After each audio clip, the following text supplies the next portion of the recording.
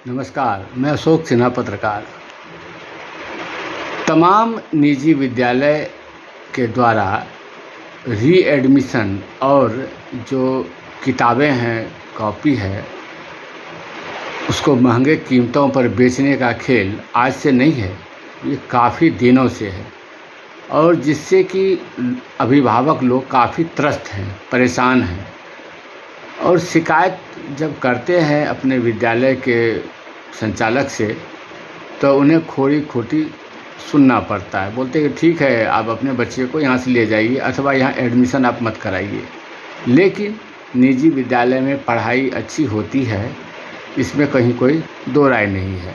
ठीक है, तो मान लेते हैं कि कोई अभिभावक अपने बच्चे को वर्ग 1 में नाम लिखाया और वो साल तक उसी विद्यालय में रहना है, तो साल हर प्रत्येक वर्ष रीएडमिशन चार्ज लगना है। जैसा विद्यालय, जिसकी जितनी महिमा है विद्यालय का, उस हिसाब से वो रीएडमिशन लेता है। 10,000, 20,000, 30,000, 40,000, 50,000, 100 लाख रुपया, इस तरह से रीएडमिशन, जिसका कहीं कोई ये मतलब बनता नहीं है, कोई लॉजिक है नहीं। और उस विद्यालय में जो वार्षिक मासिक शुल्क जो है, ट्यूशन फी, वो देना ही है। विद्यालय अपने अपने हिसाब से फीस तय करते हैं।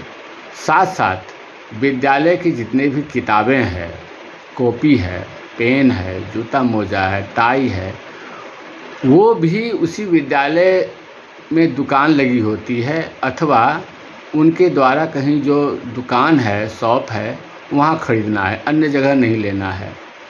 तो अभिभावक जो है अपने बच्चे को पढ़ाने के लिए ये सब कुर्बान करने के लिए तैयार हो जाते हैं। लेकिन ये आर्थिक स्थिति से जो गुज़र रहा अभिभावक, जो मध्यम वर्ग के हैं, जो गरीब तबके के हैं, वो बच्चे को पढ़ाना चाहते हैं अच्छे विद्यालय में, निजी विद्यालय में, तो वहाँ ये चीज़ उनको समझौता करना पड़ता है कि भाई ये मेरा कंडीशन है, इसको यदि आप झेल पाएंगे तो फिर आप एडमिशन कराइए। और अभिभावक जो है अपना पेट काट कर या कोई भी चीज़ को बंधक रख कर के अपने बच्चे को भविष्य बनाना चाहते हैं। लेकिन रोष है कि विद्यालय का ये तो कोई मतलब बनता नहीं है कि महंगे दाम में किताब की कॉपी लेना है और दोबारा एडमिशन चार्ज देना है, तो ये तो कोई लॉजिक बनता नहीं है। लेकिन मजबूर हो जाते हैं अभिभावक, जिसको लेकर अभिभावक लोग जिला प्रशासन, स्थानीय प्रशासन और ऊंचे स्तर तक जो है शिकायत करते आ रहे हैं।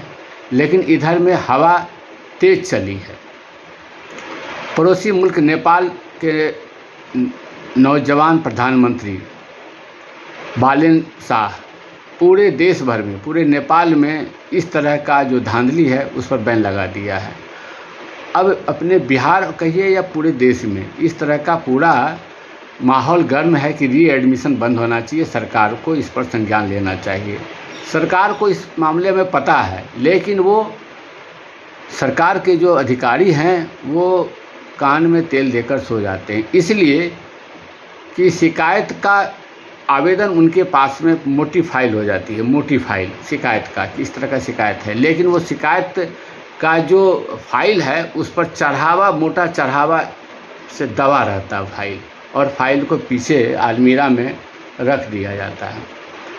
जब फिर कभी शिकायत आता है तो ठीक है देखेंगे। लेकिन इस बार स्थिति बहुत भयानक है, पूरा भयानक है। पूरा एकदम अंतर्राष्ट्रीय मानवाधिकार आयोग, विभिन्न संगठन, अभिभावक जो है पूरा सरकार को घेरने की प्रयास करने, भाई इस तरह की नहीं हो। हम विद्यालय का जो फीस है, सब कुछ है, हम देते हैं, लेकिन जो रीएडमिशन है इसका कोई मतलब ही नहीं बनता। और जो निजी विद्यालय हैं इसका कोई मतलब भी नहीं बता पाते हैं कि रीएडमिशन का मतलब क्या हो गया।